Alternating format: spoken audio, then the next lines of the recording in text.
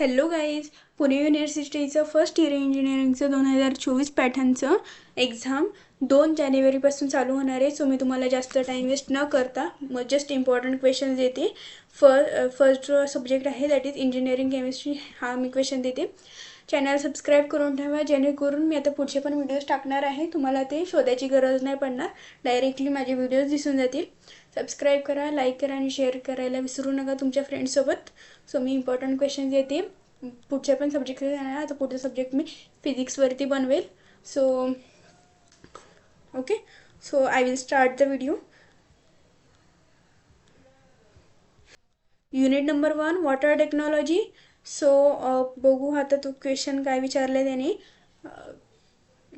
What is zeolite? Explain zeolite process for softening of water. Give regeneration reactions, advantages and disadvantages of the process.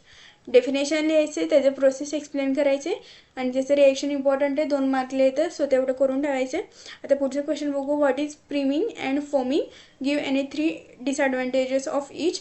What is scale and sludge? Definition लिहायचं. Give their causes and preventing measures. Scale आणि sludge हे जे आहे ना, ह्याचं differentiation पण करून ठेवा, हे ते येऊ शकतं एक्झाममध्ये. आता क्वेश्चन नंबर 3 बघू. What is EDTA? Give its structure. Explain the process for water hardness determination using EDTA calculation. ह्याच्यामध्ये स्ट्रक्चर, डेफिनेशन आणि स्ट्रक्चर आहे ना, EDTAचं स्ट्रक्चर हे खूप इम्पॉर्टंट आहे. EDTAचं स्ट्रक्चर ते प्रॉपरली करून ठेवा. आता क्वेश्चन नंबर 4, 5, 6 ह्याच्यामध्ये तुम्हाला न्यूमेरिकल दिसतात. ते न्यूमेरिकल्स एवढ्याच 3 न्यूमेरिकल्सवरती तुम्ही डिपेंड राहू नका. डिकोड घ्या. डिकोडमध्ये तुम्हाला जेवढे न्यूमेरिकल्स वाटतील ना, तेवढे वेगवेगळ्या टाईपचे न्यूमेरिकल्स तुम्ही सॉल्व करून ठेवा. तुमच्या हाताकडून प्रत्येक टाईपचं न्यूमेरिकल्स गेलं पाहिजे. ओके, सो एवढ्या न्यूमेरिकल्सवरती प्लीज डिपेंड राहू नका. डिकोड घ्या, त्याच्यामध्ये जेवढे न्यूमेरिकल्स दिसतात तेवढे न्यूमेरिकल्स तुम्ही सॉल्व केलं पाहिजे. हे क्वेश्चन्स एक्झाममध्ये येऊ शकतात तुम्हाला. Okay,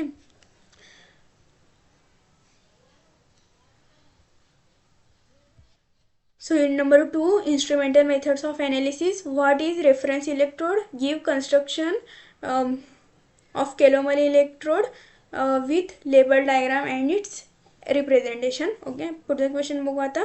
question number 2, give construction with neat labeled diagram and representation of glass electrode. कन्स्ट्रक्शनमध्ये लक्षात ठेवा, डायग्राम काढायचं. डायग्रामवरूनच तुम्हाला 5-6 पॉईंट्स स्मूथली भेटून जातात थेअरीचे. ओके, डायग्राम प्रॉपरली करा. डायग्राम आलं की आपोआप तुम्हाला पॉईंट्स आठवतात. ओके, सो आता पुढचं बघू. डेफिनेशन विचारले. स्पेसिफिक कंडक्टन्स, इक्विव्हॅलंट कंडक्टन्स आणि मोलार कंडक्टन्स. डेफिनेशन लिहायचे. What is conductometric titration? Definition लिहायचे. Give the reaction and draw the titration curve for conductometric titration between strong acid and strong base. Okay, आता question number 5 बघू.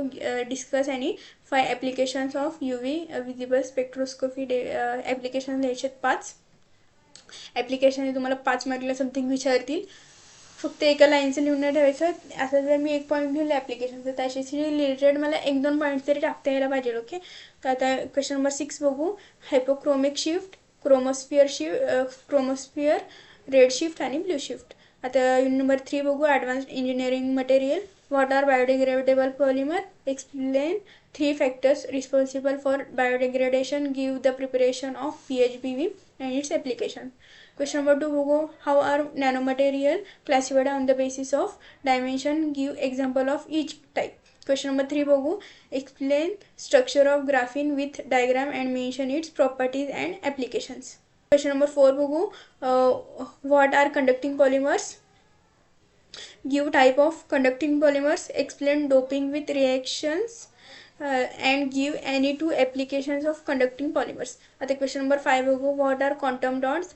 Give any 2 types of quantum dots. Write any 2 applications of quantum dot. आता question number 6 बघू. What are carbon नॅनोट्यूब्स?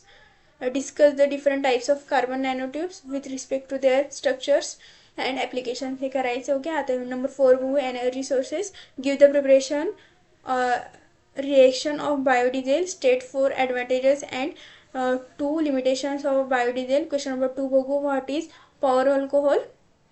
Give it's preparation with reactions and any 2 advantages. Question number 3 बघू. What is approximate analysis? Mention the principle involved in the analysis of each constraint. Give the significance of any two constituents. Question number 4 bugू. Give construction with diagram and working of bomb calorimeter. Write corrected formula to find out gross calorific value and of core using bomb calorimeter. हे तसं important question आहे. आता question number 5, 6. आता हे जे 2 questions आहेत एवढे ह्या 2 क्वेश्चनवरती न्यूमेरिकलसाठी डिपेंड राहू नका. डिकोड घ्या. डिकोडमध्ये जेवढे क्वेश्चन असतील तेवढे सॉल्व तुमच्या हातातून सॉल्व केलं पाहिजे. ओके. सो हे क्वेश्चन्स एक्झाममध्ये येऊ शकतात. सो अजून काय म्हणत होते मी. ओके. युनिट नंबर 1 आणि 4मध्येच तुम्हाला न्यूमेरिकल दिसतील. ओके. सो 3-4 मार्कला येऊन जातात numericals. Okay. So unit number 5 बघू. Corrosion and it's prevention. Question number 1. Explain the mechanism of dry corrosion. Give the nature of oxide film and reaction in oxidation corrosion. Explain any 4 factors affecting the rate of corrosion related to metal. Question number 3 बघू. What is the principle of cathodic protection? Give sacrificial anodic protection of metal. Question number 4 बघू. Explain the mechanism of wet corrosion by hydrogen evolution as well as oxygen absorption with diagram and reaction. आता question number 5 बघू. Explain the process of galvanizing and tinning with diagram. Distinguish between anodic and cathodic coating. आता ह्याचं differentiation करायचं आहे. आता question number 6 बघू. Last question आहे. What is electroplating? Explain the process with diagram and reaction involved. Give any 2 applications of electroplating. Okay. एवढे important questions आहेत. ते एक्झाममध्ये येऊ शकतात. फर्स्ट प्रायोरिटी ह्याला द्या. हे क्वेश्चन्स आधी कवर करा. मग पुढचे क्वेश्चन जर तुम्हाला टाईम असेल तर PYQ काढा. त्याच्यामधले क्वेश्चन जेवढे पॉसिबल आहेत तेवढे करा. ओके. आणि राहिलं न्यूमेरिकलचं. डिकोड घ्या. डिकोडमध्ये जेवढे न्यूमेरिकल्स आहेत तेवढे हातातून गेले पाहिजे. ओके. आणि दुसरी गोष्ट म्हणजे चॅनल सबस्क्राईब करून ठेवा. आता मी तुम्हाला इंजिनिअरिंग केमिस्ट्री ह्या सब्जेक्टचं दिलेलं आहे. पुढचं मी इंजिनिअरिंग फिजिक्स या सब्जेक्टचं देईल. व्हिडिओ येईल तुम्हाला. आता मी असे व्हिडिओज टाकत राहणार आहे तसे. सो चॅनलला सबस्क्राईब करून ठेवा.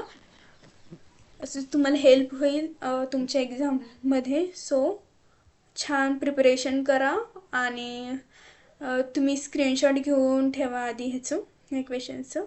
बघा.